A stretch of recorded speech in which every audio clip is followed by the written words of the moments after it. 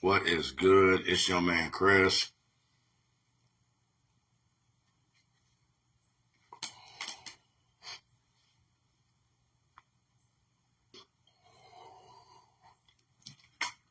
AK Apocalypse. Representing the squad. Y'all talking about Out of Bounds Live, aka the fans you motherfuckers love to hate. I'll even get started, man. I'm gonna give you a couple minutes, alright? But I'm putting out an OG call. I need all my sports OGs, alright? All you 30 and under motherfuckers, man. No, y'all ain't fucking with this shit, alright? I need all my sports OGs, particularly NBA. Okay, all my sports OGs, all my NBA OGs who truly appreciate the game, particularly when defense matter, you know what I'm saying? I mean, all y'all holler at me if you ain't working, if you ain't doing shit. If you see me right now, man, holler at me for real. I need all my OGs. You know. Only motherfucker that ain't an OG, man, I'm fucking with on this one for sure. You know, the world's dopest guard. 6'9". Man, I don't give a fuck. It's serious business, man. Serious business. It's serious business, man.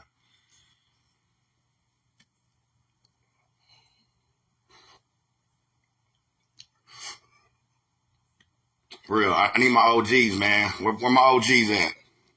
If you a true head, man, when it comes to sports shit, particularly NBA, man, holler at me, all right? Because it's serious. It's serious, man. It's serious. I'm gonna give motherfuckers a couple minutes real quick, man, before I get into it for real.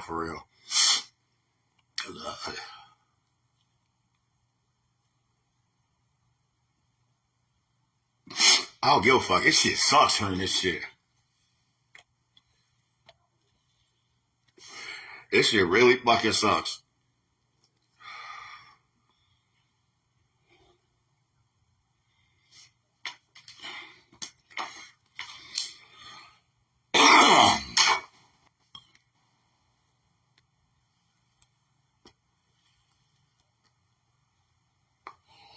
Where my OGs at? Where my NBA heads? Where my NBA OG? Where my OGs at? Come on, y'all. Holla at me. Real.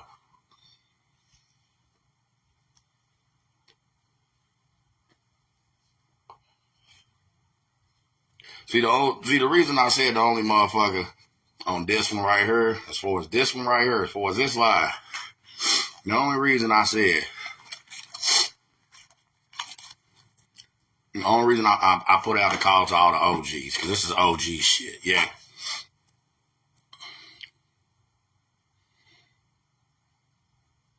You know what I'm saying? Only young gunner I can run with this on this one right now. You know what I'm saying? Once again, it would have to be the world's dopest guard. 6'9". See, he's the only young cat that can really run with me and fuck with me, period, on like multiple levels, and especially when it comes to this shit, man, because he's the one who put me up on the game. 5 in the morning. Yeah, I was up. Got on sleep. I'm a glutton for punishment, so of course I had to watch the rerun of that magnanimous ass whooping the Bills took at the hands of Baltimore last night, and that's something we're going to cover as far as Out of Bounds Live, whether we hit y'all tonight or tomorrow. But right here, right now, man, it's you know what I'm saying, the only reason, you know what I'm saying, as far as that, being able to run with a nigga like me, old cat like me, especially when it comes to this, because he's the one who gave me the news, you know what I'm saying?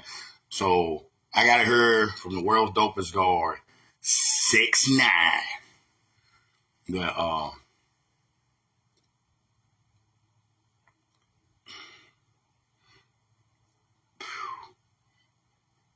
when it comes to one of the true dominant all-time great big men in regards to the NBA, do some homework, kids, because this isn't a time in the NBA when defense still matters. You know what I'm saying? Dikembe Mutombo himself. passed away late last night, early this morning. And if Ant was here, Cam up or whatever, he can tell you my initial reaction.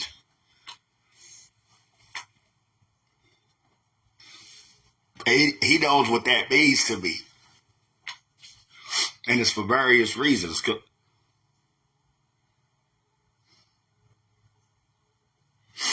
You know, I remember when the news broke 22 as far as him being diagnosed with brain cancer. So,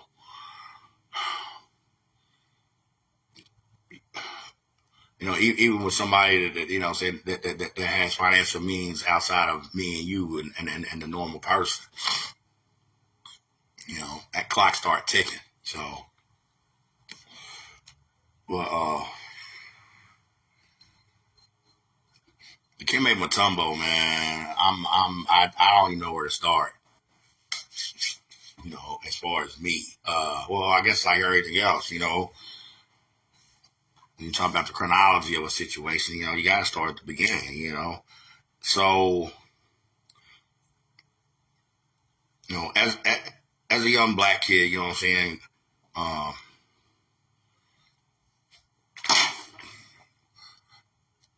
you know, of course, everybody knows when it comes to college athletics, everyone knows Louisville's my heart. It's always gonna be gang gang. Like nobody can replace that. Yet in the early days of particularly starting with ESPN, you know, and being able to see all sports on a national level. So you talk about man, my access to college basketball. It's just you know feeding my fuel. All right, just yes, more access to college basketball. Fuck yeah. You know, and as a young kid, I mean, we're talking like, you know, 80, 81, you know, the first team I gravitated toward college basketball wise outside of the University of Louisville was the Georgetown Hoyas. You know, legendary coach John Thompson. You know, it was simultaneously strange, you know, out of place, and like I said, simultaneously exciting and uplifting. You know, see a black man, head coach of a prominent D1 men's college basketball program. You know what I'm saying? Motherfuckers know the dominance Georgetown's, you know, laid down when you talk about the 80s and the early to mid 90s. You know what I'm saying? And that classic throwback Big East setting. You know what I'm saying? You know, after winning the chip with Patrick Ewing, and knowing what Ewing went on to go do as far as his career, you know, primarily at the Knicks. Several years later, you know, with John Thompson having another awesome big as far as Alonzo Mourning. And I believe that was Zoe's sophomore year, you know, or Dikembe. I believe that was it was either Alonzo Mourning's sophomore year or his junior year. Dikembe, you know, no, it had to be a sophomore year. Dikembe was a freshman. All right. So it's like, wow, now John Thompson don't have one. He's got 2 7-footers. You know, and particularly being a foreign big and all the things he was going to have to acclimate, learning not just basketball as far as playing the American style per se, you know, learning our ways and our culture, language barrier, you know, him being from the nation of Congo, you know, he was going to have to deal with levels of adversity, you know what I'm saying, that you and I couldn't, well, I could understand. Most of y'all couldn't fucking comprehend, all right? You know, and I believe it was his sophomore year, he led the nation in block shots as a collegiate player. Um, you know, and you know, being a huge wrestling fan still at the time, you know what I'm saying? I thought he brought some of that to the game. You know, because every good wrestler's got some kind of like taunt or signature little, you know what I'm saying? And when he did that finger wave, talking, no, no, no, no, no, it's like, oh. Because we talk about swag on the basketball court, it's always about the offense. It's always about the offense. I felt that was the first time I'd ever witnessed defensive swagger from a player. You know what I'm saying? And going on what he went to do in as far as his time in the NBA, particularly you talk about signature moment. 94 Western Conference Finals, Denver, and you should appreciate this as a Nuggets fan. All right, for real. Okay, Denver was the A seed. Seattle Supersonics. So you talking Sean Kemp, Detlef Shrimp, Gary Payton. You know that whole run. They were the 1 seed in the West. Long story short, Denver upset Seattle. And back then, I think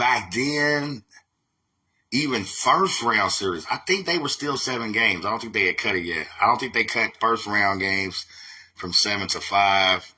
I want to say 2000s. Fine, even I got some homework to do. Fuck y'all. At least I do homework. I digress from my point. You know what I'm saying? We talking about a signature moment, all right, as far as his NBA career with Denver, AC, knocking off Seattle, okay, Western Conference playoffs, okay. I believe that was the first 1 seed to lose to an 8 seed in league history at that time because it was the 93-94 season. Okay, so therefore that would be the first round of the 94 Western Conference playoff. And with Dikembe, you know, hey kids, more homework. YouTube this clip. You know what I'm saying? You know, when he's clutching the ball and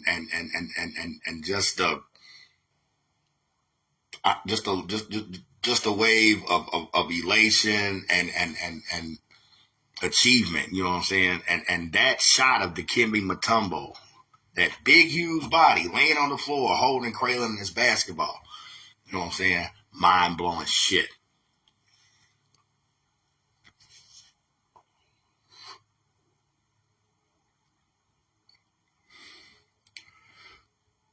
This man went on to finish his career over 3,200 block shots in his NBA career.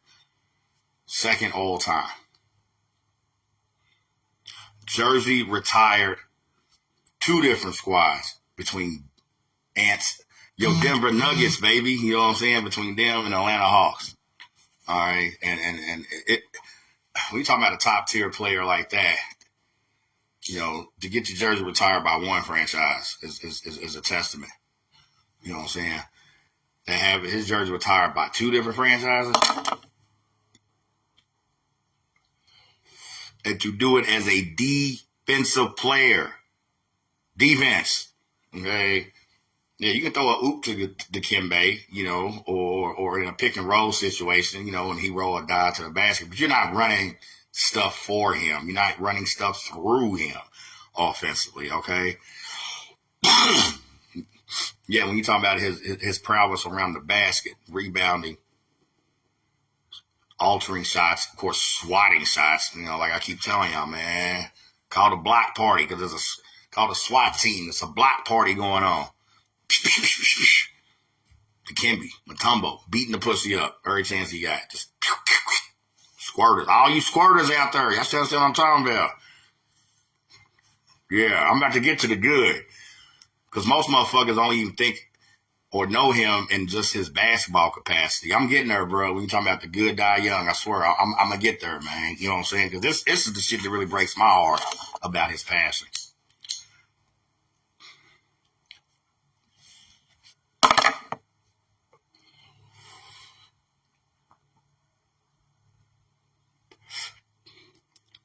This man spent his whole NBA career trying to improve the conditions of just not the cities he in the neighborhoods he for the franchises he played in. So we talk about Denver and Atlanta. Okay, he extended that literally worldwide. Okay, from here in the U.S. to his home African nation of Republic of Congo, okay? Including doing something like spending $30 million of his own money to help fund a medical center in literally one of the poorest regions of that country. I believe if you check the numbers, the Republic of Congo, I believe somewhere 70 to 80% of their total residents of that country live on, or more times than not, far below what we in the U.S. would consider the poverty level. So you're talking people that's, U.S. dollars making 20 grand a year or less.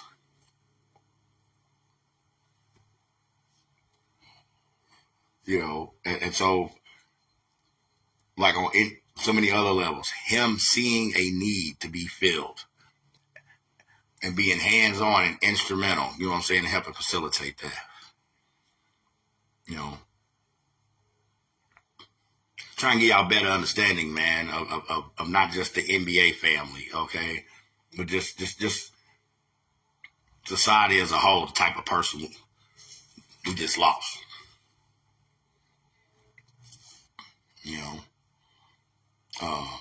His coffee venture, trying to keep the money with the people, okay, his whole operation, okay, the coffee beans, of course, picked there, and not only that, specifically, the bulk of it is from female farmers, okay, who obviously are getting iced out of the business process in that regards, okay, and once again, he saw a need to needed to be filled, he actually decided to do something about it, and former Commissioner David Stern, I believe one of his last acts before he got sick, which eventually led to search and eventual hire Adam Silver as far as the current commissioner, you know what I'm saying, made Dikembe Mutombo the league's first world ambassador. That is significant because up to that point, when you talk about pro sports, the major pro sports leagues, it is the NBA who were first in reaching out and capturing that global market, all right? Leading to things later on when you're talking about Yao Ming, and I grew up watching the first wave of foreign players, okay? Mentioning when you're talking about Dikembe Mutombo, we're talking about right now, Detlef Shrimp, Sarunas Marcelonis, okay, Arvydas Sabonis, Dr. Sabonis' dad, okay, big white kid, plays for Sacramento Kings. His father, Arvydas Sabonis, okay. I'm from the first generation of international players playing in the NBA, and there was a lot of good ones. Okay, not all of them were busts. All right, and so with David Stern making Dikembe Mutombo the first world ambassador for the league, all right, knowing all the legwork and the groundwork the league had already been doing and promoting themselves around the world, all right, it is Dikembe Mutombo between him and Toronto's Raptors owner. I've been working on his brother's name all day. Was Hasari Najiri. Okay, as far as the current NBA Africa program, and facilities, working honest infrastructure, you know what I'm saying, to help these players develop, giving back because somebody at one time gave him a shot. And that's all that man did his entire life, from his time at Georgetown University, all his years he played in the league, and then even after retiring. All right, 2015 Basketball Hall of Fame inductee, yet it is the person this dude is that's got me shook when the world's dopest guard, 6'9", unfortunately not his fault, yet had to at the start of my day, you know what I'm saying, being the bearer of bad news. Because this one hurts. This one hurts me a lot.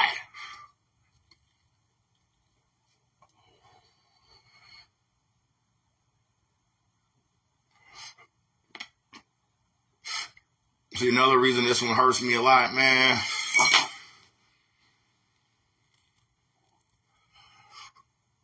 Because as I mentioned, his activities and his exploits off the basketball court, and the way he sought out to contribute something good back to society, a society that he felt had given him so much, and to do it on 2 whole fucking continents, man.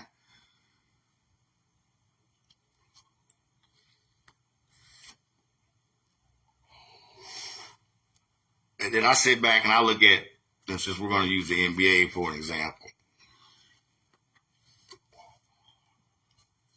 You know, and I've said this shit, 20s, 30s, you know what I'm saying? And now more than ever, when you're talking about increased revenue that these sports leagues make from various revenue sources, you know, streaming, the mainstream networks, advertisers, you know what I'm saying? These sports networks get so many checks flooded in their account daily. Okay. I mean, these sports leagues, I'm sorry. Okay. Which leads to the increase of some of the outrageous player salaries a lot of you same sports fans are bitching about. Okay. I see somebody like him and what he did with a good portion of his money. And we talk about a defensive player and understanding structure of the league at that time and player contracts. And like I said, being a defensive player, best believe Dikembe Mutombo, oh, he got the bag. He wasn't no dummy. He got the bag. You know what I'm saying? But for him to be able to use part of that to do other shit that didn't serve or help him personally. It was, you know what I'm saying, trying to do what he can to give back. The 2 cities he played here in America, as far as Atlanta and Denver, you know, both those cities, believe they hurting. Okay, because he meant so much to both of those people. Everywhere this man went, you know what I'm saying? You know, he affected somebody, he touched somebody, he spoke to somebody, he looked at somebody, you know what I'm saying? And it just kind of changed a motherfucker's view.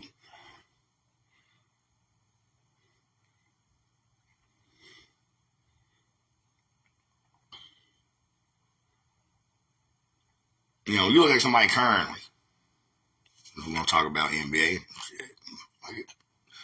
my Lakers, for example, all right? On the court, off the court, have you ever been in a Diddy party or not? Blah, blah, blah, shit and fuck. I mean, there's plenty of conjecture and innuendo when it comes to LeBron James. One thing you can't deny, you know what I'm saying, is his efforts and ventures as far as being a philanthropist, you know what I'm saying? So when you're talking about his all-boys school back in his hometown of Akron, you know what I'm saying, and just other social programs, you know, in whatever capacity, you know, that he try to have a hand in or whatever and stuff, all right? Especially the way you niggas love sports and entertainment. I love sports and entertainment, and it's about the product. A lot of the people, I just don't really be giving a fuck about. Okay? You look at, you look at, I see a Dikembe Mutombo and everything he tried to do with his money in a positive fashion. And then you flash forward to now and some of the huge player contracts. Pick your sport. It don't matter. And particularly with you black athletes, you know.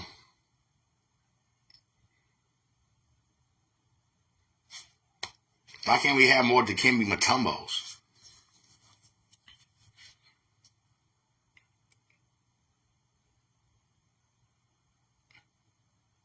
Let's take somebody like Deshaun Watson. You know, that, 270, 280, guaranteed deal he got from Cleveland year before last, okay? We know he's having issues on the field, blah, blah, blah. not living up to his potential. Yeah, that nigga's garage alone. Chances are the shit in that dude's garage is like me and 20 other people's, yearly earning combined. you have to add up all, you feel what I'm saying? And chances are this is some dude, couldn't find him, helping in a homeless shelter though, more than likely. Only reason he would, because it's part of his player contract. It's by obligation. See, that's part of the point I'm trying to make, man. You niggas, bro, they gotta start understanding choice is more powerful than obligation, all right? Whatever it is you doing, man, do it because that's the choice you want to make. And you got a clear understanding of, in making that choice, what those repercussions are going to be in making that choice. And I had no problem saying that. Dikembe Mutombo exemplified that point. He chose to give a fuck. He chose to not be selfish. He chose to get his hands dirty. He chose to ask the questions. What can I do to not just make myself better, make people around me better? See? Oh my God. And it just hit me. Oh my God, it just hit me, bro. That's why a lot of you niggas suck.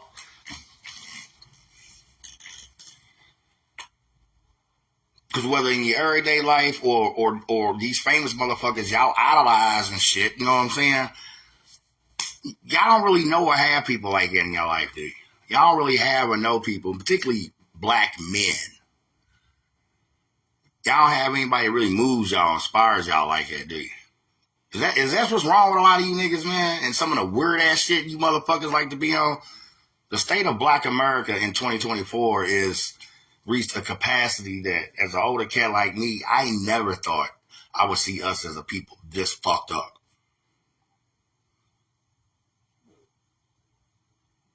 Yeah, and I think I'm on to something. I think that's what's wrong with a lot of these niggas, man. And why they have shit twisted and their priorities all fucked up.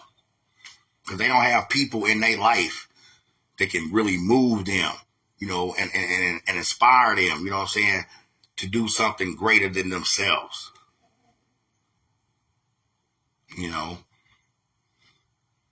Everybody should have a Dikembe Mutombo in their life. You know what I'm saying? For real. Now a lot of motherfuckers be like, oh, it's quick to say that because he had the money to be able to make a difference. Fine. And that's in the capacity he chose. That's my point. He chose to use he took his talent to gain financial resources for a greater good.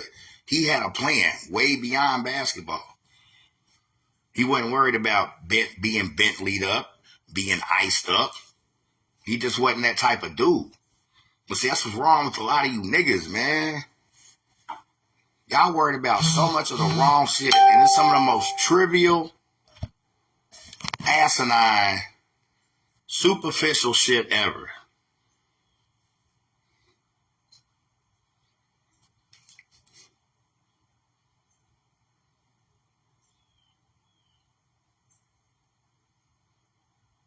More worried about what the next nigga's doing, or what you don't have, as opposed to trying to figure out how to facilitate what you trying to get done in life. You know what I'm saying?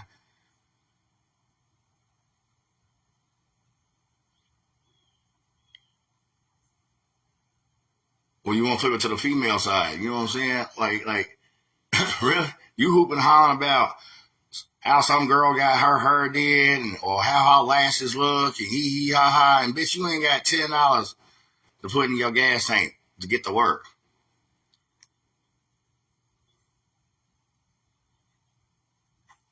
Man, y'all priorities are fucked up. Which I've been knowing that about people forever. You know what I'm saying?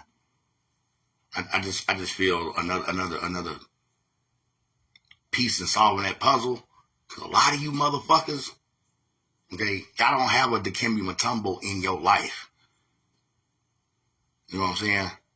Y'all don't have a motherfucker, man, that chooses to go about things just simply in the right way. See, certain things are universal, man. I don't give a fuck who you are, man.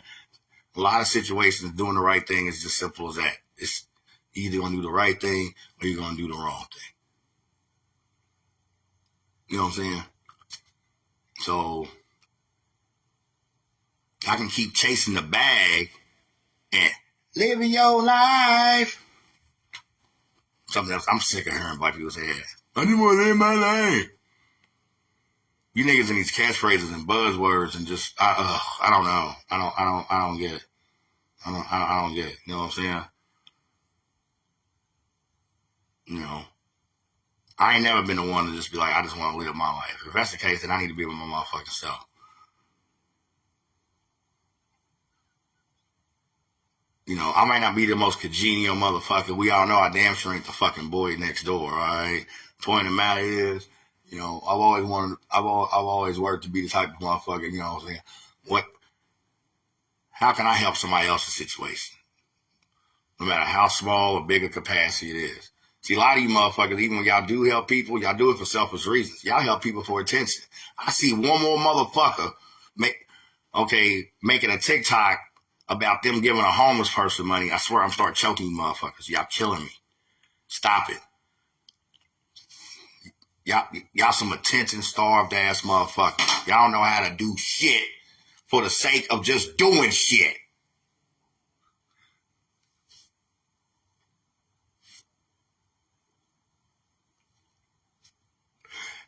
And Dikembe Mutombo, man. Knowing a dude like that, and particularly a brother, knowing a dude like that, knowing a brother like that, you know what I'm saying? All the forks in the road he could have took. You know what I'm saying? And he kept his tunnel vision. You know what I'm saying? Yeah, that's it. That's what's wrong with a lot of you black motherfuckers out here. Particularly in your everyday life. Because too many of y'all live in the social media world. Okay? In your everyday life, y'all don't have a Dikembe Mutombo. Y'all ain't got a motherfucker that can move, inspire, and shake you. You know what I'm saying? Yeah. And that's sad. That's way sadder than this man's passing.